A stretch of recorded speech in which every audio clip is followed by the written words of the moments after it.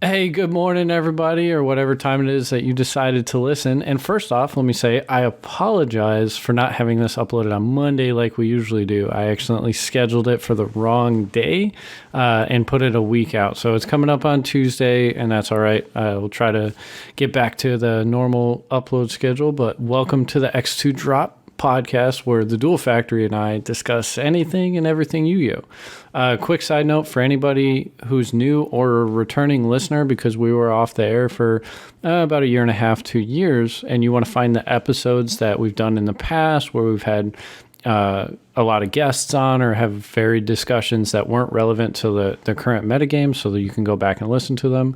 There's about 90 episodes, and they're all in a playlist on YouTube, youtube.com/bingo HD. That's 3 H's plus HD.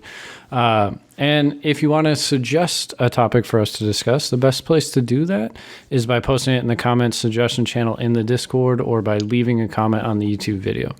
But without further delay, this week we want to talk about something that is popping up more and more, as it usually does when formats stagnate, and that is old formats. And we want to talk about what's the appeal to them, what formats really stand out in people's minds, which ones we like, and this is going to be kind of a more casual discussion about a Yu-Gi-Oh topic than something that's like metagame relevant. So I hope you guys enjoy.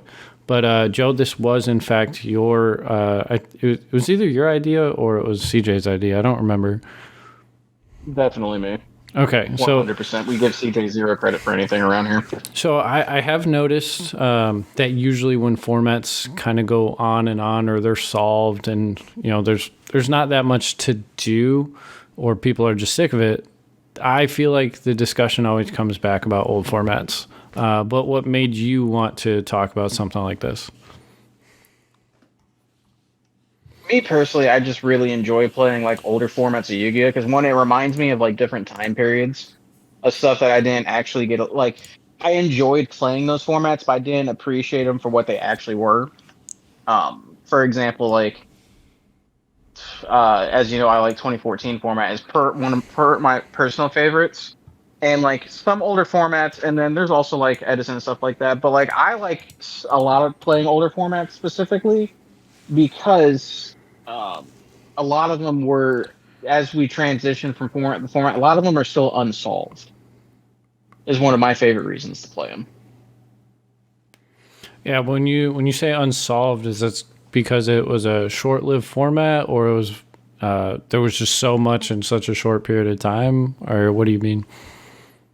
A lot of them, like for example, the best way to describe it is like when you have a format such as like Edison, or you have a format such as like 2014, or technically, if you wanted to, that some parts of Zoo format. The fact that there was so much diversity that you never really had like a standard actual list to play is basically that as how I would like to explain it. Yeah, so I guess that kind of goes on to what I was talking about is when a lot of the time people don't like going back to formats that were completely solved, excluding GOAT format, which has been developed for the past decade.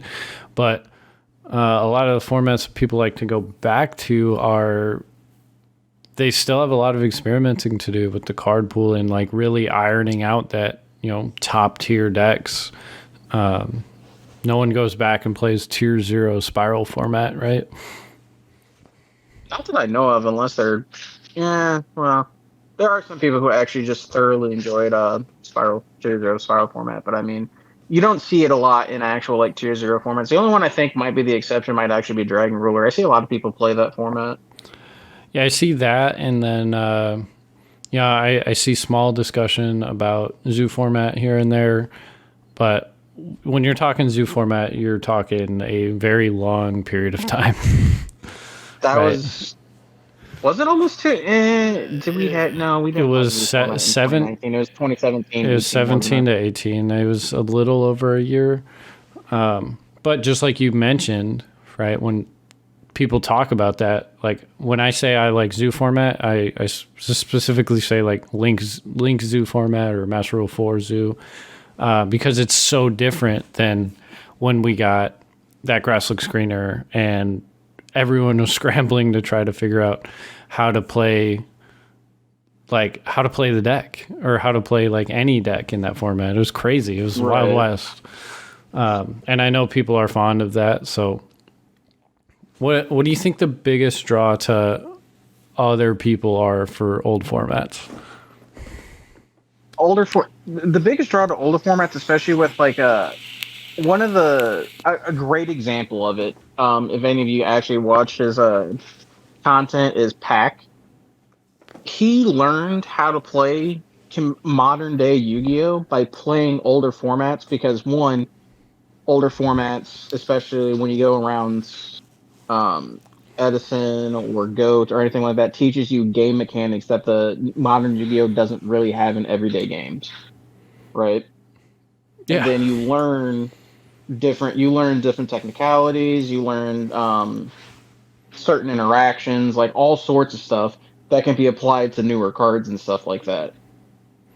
So for me personally, if I was going to teach someone actually how to play like Yu-Gi-Oh, like I would, as much as I dislike the format, I would have them start with Goat format, because it teaches you a lot of like the basics, good game mechanics. Yeah. It teaches you a lot of standard lines of play, like stuff like that. Card economy, yeah. So, go ahead. In older formats, you also see a lot more back and forth too. So it's actually like, it's more traditional Yu-Gi-Oh is the best way to explain that.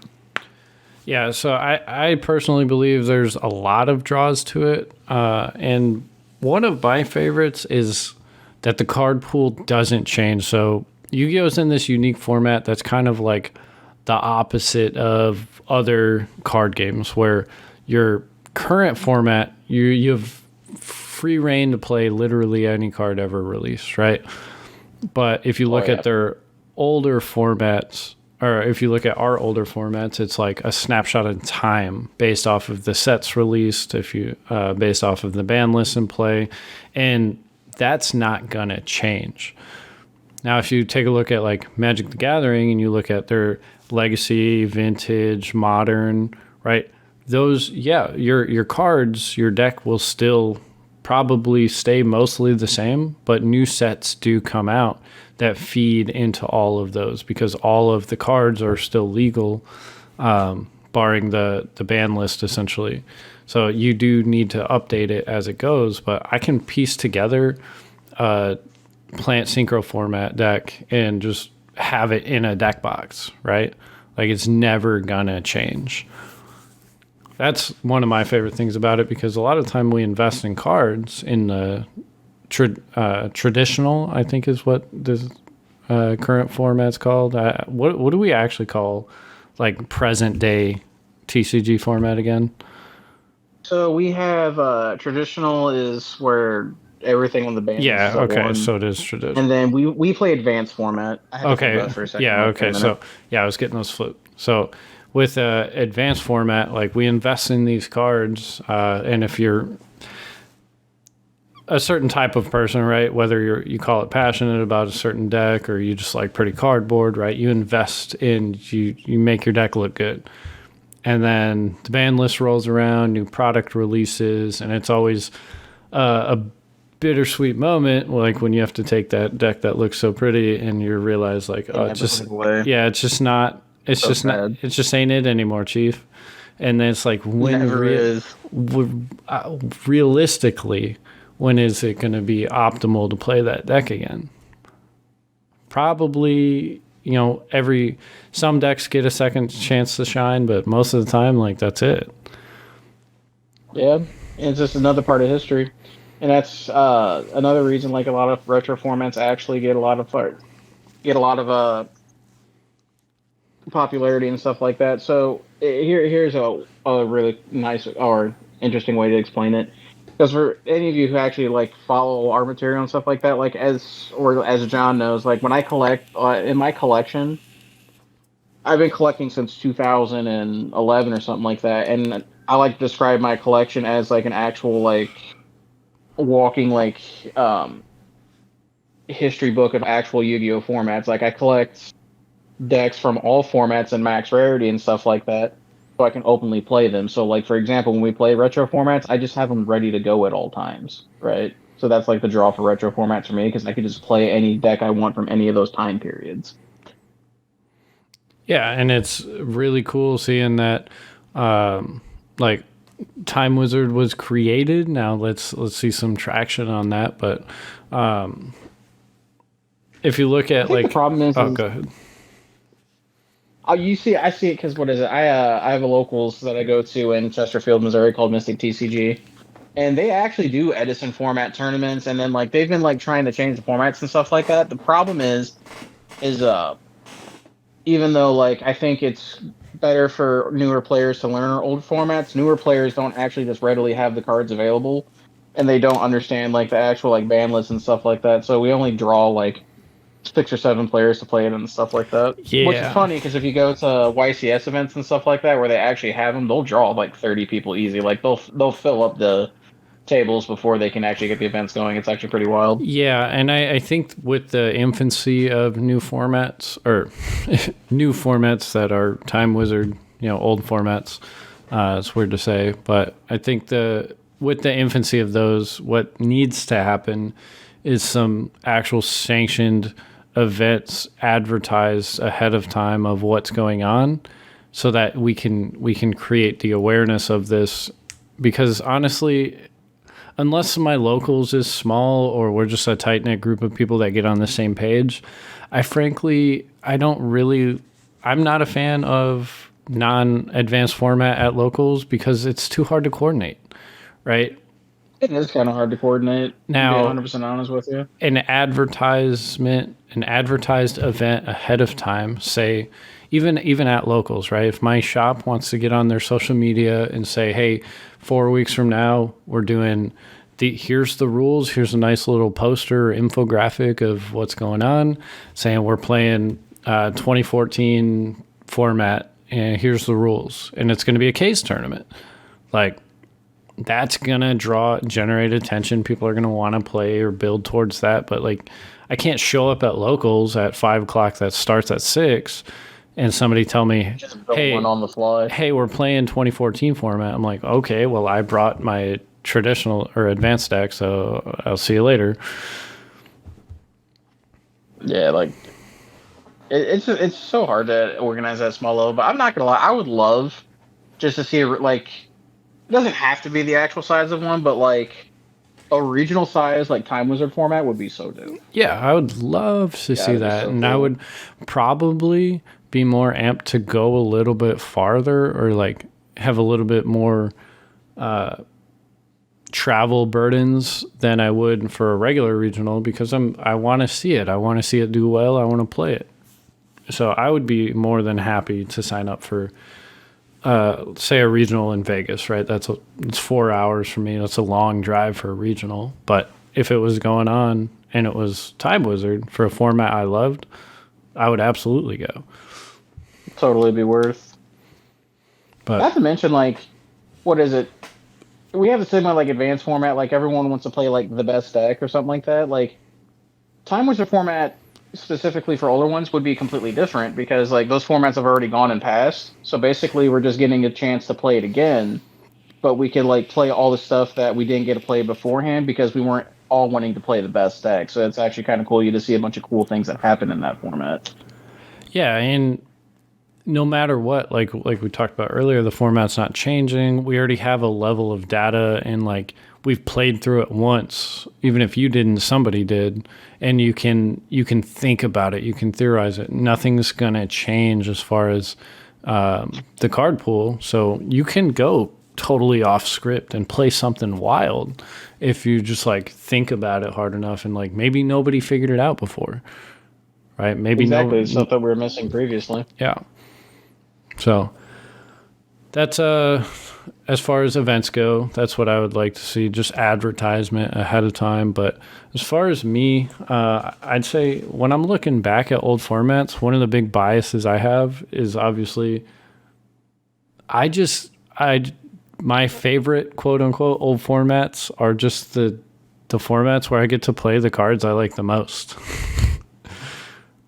right? Like, Is that what yeah, Zoo format? yeah, Necros format, Zoo format. If somebody asks me, do I like Toss format? I'm going to say yes, even though I've literally never played it and I don't have a deck put together and I've heard it's not that great. But I'm going to say yes because it's Sky Striker. Toss format was an interesting beast. Like, I don't even know which list we're on. I don't even know what it is, but you're telling me I could play Striker. Like, I'm going to say I like that format because I just love the deck. It's actually kind of funny when I think about it. There's like 3 different ways to play Toss format, but that's besides the point. Yeah, I mean, how long were Striker like meta relevant? Like either a long time. Yeah, it was a very long time. Like we had Engage at 3 for the longest time, so like naturally that deck was just going to be playable.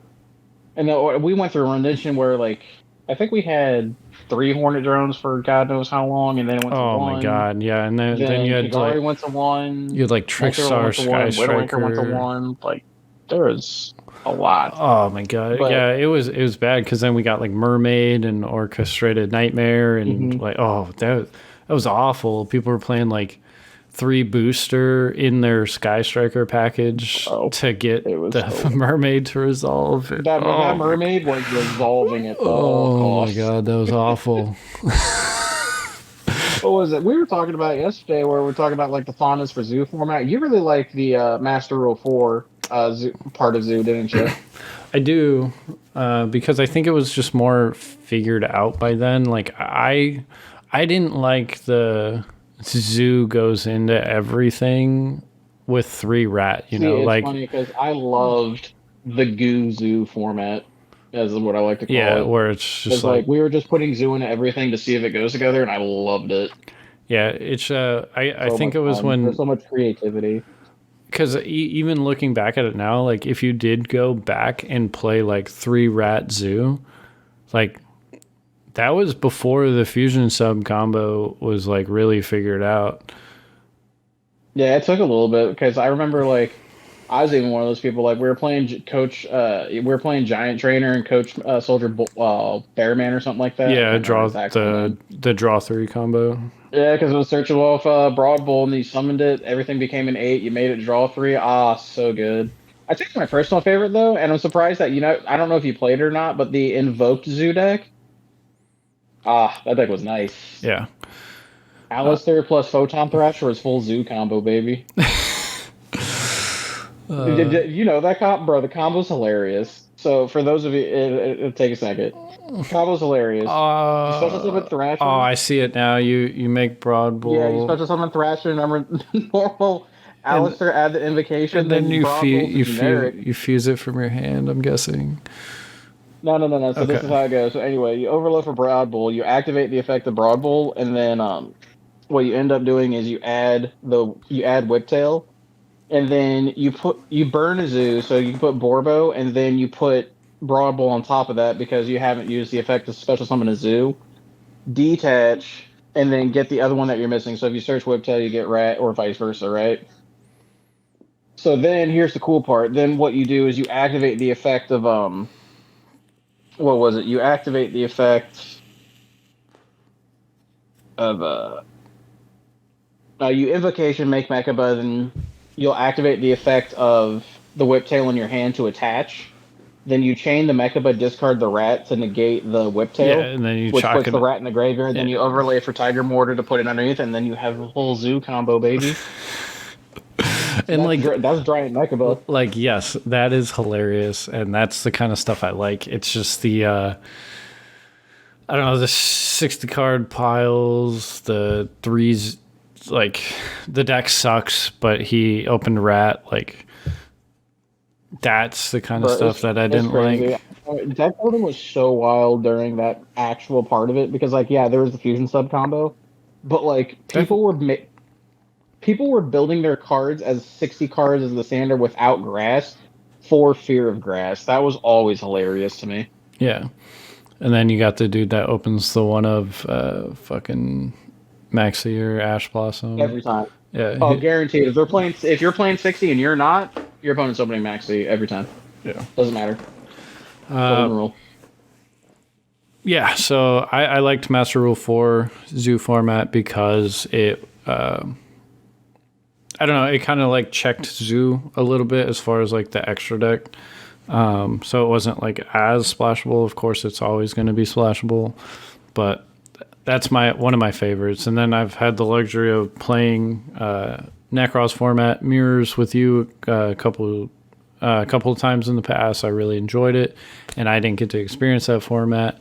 But I've also 2015 watched Nationals format. I've also watched you and Doug play 2014 format. It seems pretty neat. Like I'd be more than Correction, down. You watched me wax Doug in 2014 Nationals format. I did.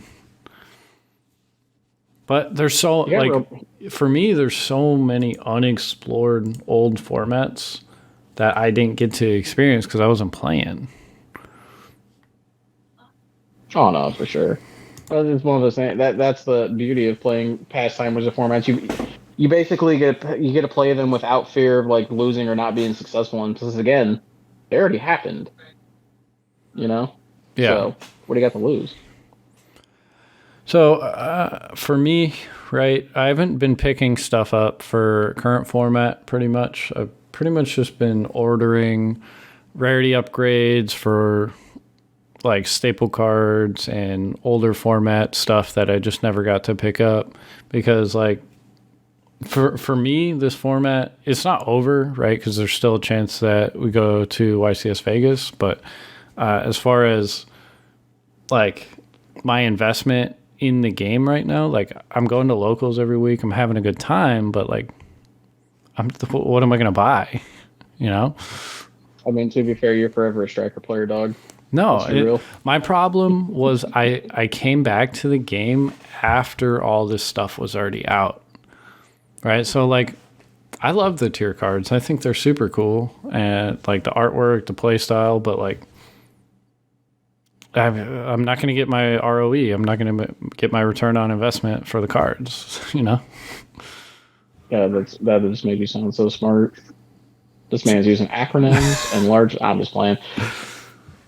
It's funny, and I actually really like the tier deck a lot, just because I like the fusion summoning mechanic. I think it's the grave shuffling wars is what makes it unenjoyable for me personally. Because if it's funny too, because like the people who like go out and play this game and like top every single week at like high level events, they love this format, and I can understand why. It's a very skill intensive format, but like not everyone wants to sit there and play 4-dimensional chess the entire time they're playing Yu-Gi-Oh. You know what I mean? Yeah. So that's why you'll see popularity in like previous formats and stuff like that. Yeah, and I definitely can see this being a format where people go back to. Right? Oh yeah, for sure. This will be a retro format 2-3 years from now. Right? Like, hey man, you want to play a season tier format? Yeah, I love that format. Even though they were sitting there cussing at this point in time, listening to this, but hey, I understand completely. I was one of those people. Yeah, and honestly, after this format has come and gone and has been like closed out, right? Like think about the pace at which deck building in theory is changing, right? This format is not solved as far as like optimal. Like people are still not 100% sure on like ratios and techs and all of this other stuff, which is why I think people like the top level players, right? You look at the small changes they're making week to week, event to event, and it has a big impact. And I think looking back, people are going to feel like they still have that chance to like make the format or like tech for the format because it's not solved. It's funny too now because like, go ahead. I was just going to say it's not solved in the sense that there's no innovation left to be had. Right. It's one of those things too, like especially like if you compare like older formats to like current modern day Yu-Gi-Oh, we get new cards a lot more often than we did in previous formats too. So like it's always constantly changing and stuff like that, but it's changing at a lot faster pace. So like you said, I don't think the formats going forward, and I think that's why when we'll actually really start seeing like a huge rise in retro formats is the fact that there's still so much to be discovered at the pace that we're receiving cards, you know? Yeah, and from my lens, there's like 2 times a year where this kind of happens, where people look at old formats and they try to pick one or just play a couple of games here and there, and it's usually around this time because there's not a lot of events going around, and then after Nats. Right, in that time, like you got the WCQ, or not the WCQ, you got Worlds coming up, and like for us regular schmucks that aren't Dominant Couch, and we don't go to Worlds, like we're just kind of sitting around, like chilling. So that's where I see old formats getting talked about a lot. Oh, for sure. So For sure. We do have a couple of minutes left, like 2 or 3 minutes, and honestly, as far as anybody listening, right, I do recommend like trying to think about like an old format that you and a buddy or a couple of friends can just like have a deck on standby to play. Because like me, right now I'm walking around with just 2 goat decks in a double deck box, and like I was just sitting at locals. I had to buy, and somebody was just like, I was talking to him. I was like, "Hey man, you want to play a game of Goat?" And he's like, "Sure, I don't have it." And I just pulled it out and we just started playing. I got to know the guy a little bit, and it's a good time. For a while, I was walking around with double zoo, Link Zoo decks, and people absolutely loved that. At the locals that I was going to, because like I had both of them and they looked fondly on that format. So I recommend thinking John about it. Like me because I like True Zoo. No, I played True Zoo, but after Master Rule 4, I did shift, I think. Yeah, I do know. Was it for a while there? Me and Doug had 2014 decks on standby at all times. That was fun. Yeah, because I mean, if you hang out after locals, or you're not playing in the event, or you get there early, like people play advanced all the time, right? So if you're the guy that can facilitate 2 different decks for the same format, or even just a mirror match, right? That's how I did it. I just had mirror matches built. People are more than willing to play. Maybe they learn something. If they're like, "Hey, I didn't play in that format," you're like, "Cool, let's change that." Get Trish one time, it'll change your mind. Yeah. What Trish Genlock him? Oh yeah. Was there you go. Oh man, I don't think it was in Necros format, but I remember somebody. I think it's when I took Necros to a regional. Somebody ogred my Trish. It was the last card in their hand after it activated, and I was like, "No, dog, it still resolves." I do remember that. Yeah, and his brain didn't sit well. It was like watching Doug when it was Doug. He was like so proud. He was like trying to play around the Trish. He's like, "I'm going to do this." I'm like, "Oh, man, I already activated." Yeah, no, we're getting in there, dog. Shout out to that guy. Yeah. Wonder how he's doing. But about one of these days. All right, Joe, you got anything? We're out of time. I just have the classic line I say every week, and it's funny because he even has 0 sauce in retro formats, but Douglas French has no sauce. Piccolo, you have no sauce. Hey. As always, everybody, it has been a pleasure. If you have found enjoyment listening to this stream, let us know by sharing the link. It really helps us grow. Leaving a like, comment, just about anything, right? You can always find the playlist on YouTube for older videos where we have guests on that previous YCS champions, just good players. We even had Doug on once or twice if you're curious to find out who he is. As always, you can find us in the Discord. Links in the description somewhere, I promise. Or on youtube.com/duelfactory or youtube.com/bingohd. So feel free to follow on social media, and I will hopefully have your attention once again for next week's episode. I hope you have a wonderful day. Okay, bye.